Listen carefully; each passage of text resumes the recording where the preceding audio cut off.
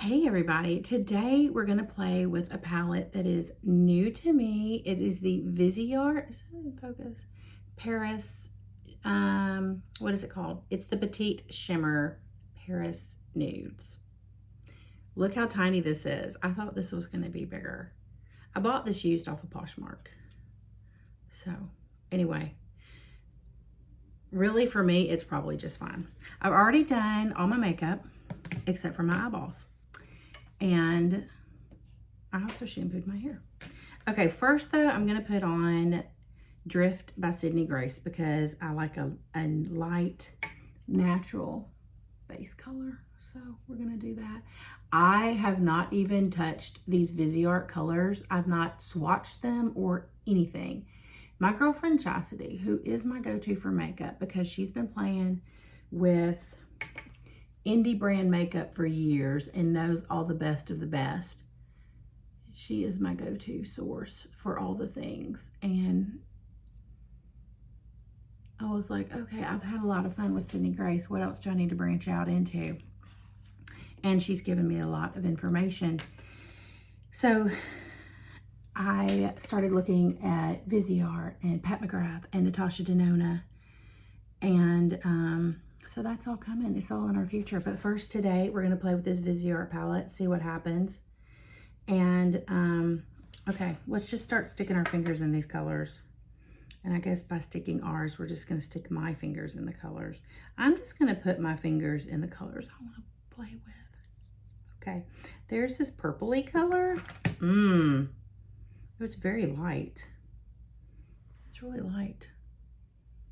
That's probably going to be great, but you know, I'm over here going, oh, I want that to be darker. I'm going to need more payoff, please. Okay, well, there's another dark color I like. Let's stick our finger in that and see what happens. Oh yeah, it's much darker, but it's kind of a gray. It looks very gray.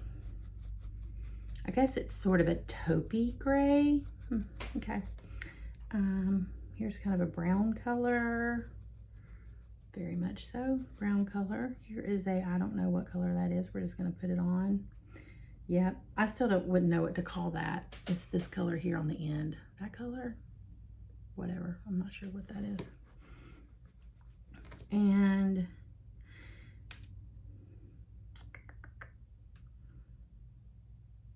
thinking about my life's choices. I want to I want to like that color, but I don't know. That was like my first. That was like my fave. That's one I'm like, I want to go play with that first. But that just looks like, for my skin tone, I'm just not digging it. Not digging it. Okay. But then they have another one.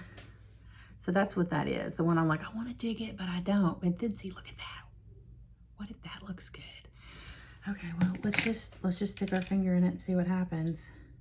Well, see, where is it? You can't even see it. It's really light. That's cool. It's so different. That's why you have to stick your finger in them and see what's what. That's not bad. And you can really, okay, hold on. So I put it together there with that one, so it's light and dark. See how they go well together? It's gonna make me like that. Would that look good on me? I don't know.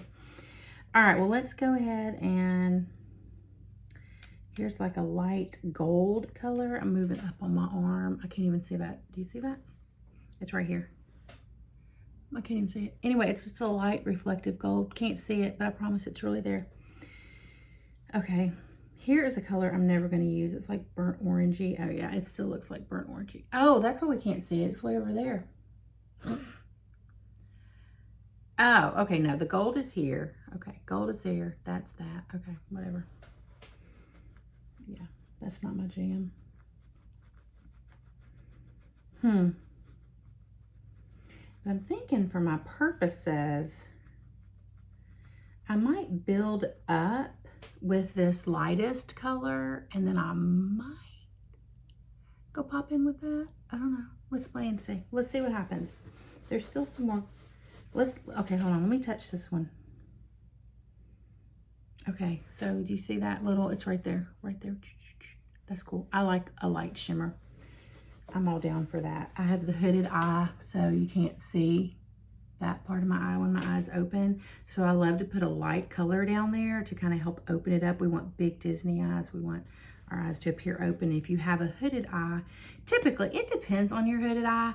You know, I watch some of these YouTube makeup artists, and I mean, that's just my jam, and I think it's a lot of fun. And they'll have their hooded eye, and then they'll go do things with it. And I'm like, oh, that's so cool. I want to do that. And then as I keep watching, I'm like, oh, that's not going to work on me. You know, some things do, some things don't. Okay, so I have a base color on because I like to do that. And I have my eye primer on. All my regs, all my regular stuff is on. A friend of mine called me yesterday, and she said, Lenora, I love watching your videos. Thank you, Tracy. That's super awesome to hear. And she said, you have so much stuff. Oh my gosh. And so I told her, and I just want to tell you, you know, it took me a lifetime to accumulate all my things. And like this palette, I just bought used off of Poshmark. I can't remember what it is regularly. I want to say it's like $99, and I got it for $40, I think. I think it was $30. I got it for $30, but then with shipping and tax, it was $40. So, you know, you build up slowly. We used to sell makeup at the salon, and I would do makeovers. We're thinking of doing that again. And, you know, some people would just buy everything I put on them, and then others are like, I can't get all this at one time. And I'm like, absolutely, and that is fine. Let me write down everything and purchase as you run out. So as you run out of something, go get, instead of buying again what you were using, go get your new thing. And, you know, a lot of makeup companies, you can purchase the makeup, and if it doesn't work out for you, you can send it back. Check their return policy first. But, you know, Sephora and Ulta, you just send it back if it doesn't work out for you. Those are really light.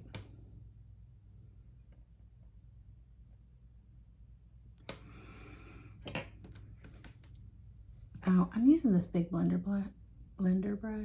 This is an old Glow Minerals brush. I don't know what it's called. And then this is a Sydney Grace brush. Look, like I think it has the number on that. I can't read that. I'm 50. I can't read that. I don't know what that says. But it's probably a medium blending brush. I'm always impressed when everybody's like, oh, this is a number 17. And then I'm like, I don't know what mine are. Mine are just brushes. This poor thing is so old. I mean, I'm talking like 10 to 15 years old. Yeah, it's old. Okay, so one of my clients was in the salon the other day, and she said, Lenora, I don't know what to do about a friend of mine. She's dating this guy, and she said she's at that awkward stage of dating, like they just met, they like each other, but they're at that awkward stage where she doesn't know whether to like make plans on a Friday night or kind of wait for him because they're probably going to get together and do something. And I said, yeah, I get that. I said, but if you are dating the right guy, it's not going to be awkward. It's just not. So if you are dating somebody and it's awkward, you're not really sure what's going on, that's a red flag. It's a red flag. Don't paint your red flags green. Don't.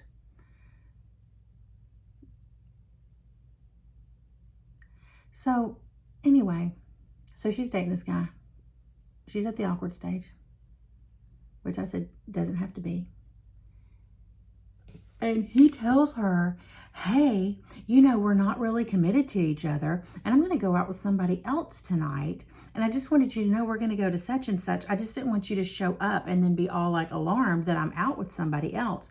So then we're just going to call her Jennifer. Actually, I don't know what her name is because she was a friend of my friend. So Jennifer calls my friend, and she's like, what do I do? And my friend is like, well, you break up with him. They're not even dating. you know, it's over. And, sorry, my camera's a little crooked. She's like, it's over. You don't see him anymore. I'm kind of digging this. Anyway, that was in October and she's still dating him. Ah! And then, oh, it just gets crazier. There's some woman that likes him. And this just happened. And they were out somewhere at this cute little place in Mount Juliet. We've been there. In fact, we quit going because it's so crowded. We never could get a seat on a Friday night. And they were there, and this woman walks in that likes him, and she was like, hey, come, let's go outside and talk. And they go outside, and she's like, why don't you have a seat in my car? And then she just drives off with him, and he says, yes, she kidnapped me. And then his location got turned off on his phone, mysteriously. But the next morning at 6 a.m., it turned back on. It's a miracle. And he said he was kidnapped. And she hasn't broken up with him yet. Oh my goodness, bless her heart. And sweet person whom I'm calling Jennifer, if you ever happen to hear this video, this is your sign that you need to break up with him. You are better than that, and you deserve better. And your friend that was telling me about this was telling me because she wants to help you. We all want to help you. Everybody deserves better. You know, I went through a divorce, and I'm now married to the most wonderful man on the planet. But there's a wonderful man on the planet, or woman, or whatever, for you. If you want that person, they're there. You just have to look for them and pay attention. But people would tell me, you know, oh, I'm so happy you met Ernie. You deserve that. And I think we all deserve that. We do. You can all be married to your perfect person. Just don't settle. And so not settling, what that looks like is, first of all, you need to make a list of what you're looking for in a person. What do you want out of a future mate, spouse, whatever you want to call it? What are you looking for? So you make a list, and what you do is when you meet somebody, if they're not on that list, then they're not a contender. And you ghost them. You don't even have to be nice about it. Because I found, when I was dating, if I was nice about it, that's when they would come out and call me names and crazy stuff. Because, you know, I just knew that you're not the person for me. And, but I didn't start out that way. So I got divorced. And the very first person who walked up to me and asked me out 1 year and 1 day after my ex-husband left, which I wanted to be single for a year. So that was pretty cool that happened. But anyway, this guy walks up to me in Green Hills Mall outside of the Apple store and asked me out. And I was very flattered. And I said, yes, he was really cute. And within 2 hours, I knew that he wasn't a Christian. And for me, that was a deal breaker. But I was so flattered, and I was just like, what's okay? It's just a date. And I ended up dating him for 5 months. He ended up talking about marrying me, so it got really serious. And that is why you stick with your list. Because, lawsy, am I ever thankful that I did not marry that man. Oh my gosh. Yeah, for real. So then we broke up 5 months later, and I learned a lot from that relationship, but I really did. You know, for me, I wanted what I wanted. I wanted someone who loved kids, somebody who loved Jesus, somebody who loves animals, somebody who loves family, somebody who just loves hanging out with their family. You don't even have to be doing anything. You just hang out with your family. I love it. I'm going to my nephew's ball game tonight. I'm going tomorrow. My husband can't go. He'll be at work. But if he was not working, he'd be going because he loves it. So you can find that perfect person that's perfect for you, but you have to stick to your list. Okay, I'm kind of digging this. This worked out way better than I thought, actually. I've probably been holding on to this makeup for like 2 weeks. Yeah, because I didn't want to touch it until I videoed it, because you never know what's going to happen. Because sometimes I put stuff on and then I'm like, oh my gosh, what just happened here? So this worked out really well. I think this is pretty. And it's kind of purpley, and you can tell. You can see it. You know, you can't always, on me, you can't always see that. I think I'm moving my desk around. Okay, well, anyway. Okay, so now I am going to stick my finger in this other color, this really light color. And here's where I put this on down here and see what happens. So far, so good. Digging it. I have to be very careful though, because I like to just get excited and rub this all over the place. That's cool. It's light. I'm digging it. May not be my favorite color ever, but it's okay. Do it again to the other side. Okay, something else to remember when you're dating somebody and you meet somebody is that people will show you who they are. Believe them. They're showing you who they are. Don't try to write that off like, oh, well, you know, he had a hard day. No, baby. So that guy I dated for 5 months, he lost his job. And so boy, was he in a bad mood. And, you know, and that's what I was telling myself. Well, he's just in a terrible mood because he's lost his job. But you know, how somebody treats you when they're in a bad mood is how they treat you. Is that okay? Because it's not. It just, you know, you have to look at it. So people are going to show you who they are. Believe them. And last but not least, one of my very, very, very, very, very favorite things to say, and it is so true, is actions speak louder than words. I tend to believe the words. If you tell me this ice cream has less calories than any other ice cream on the planet, I'm like, really? And I'll go eat it by the batfuls and then gain all the weight and then be like, huh, this doesn't appear to be working. But the word said it was true, even though it's really not true. Does that make sense?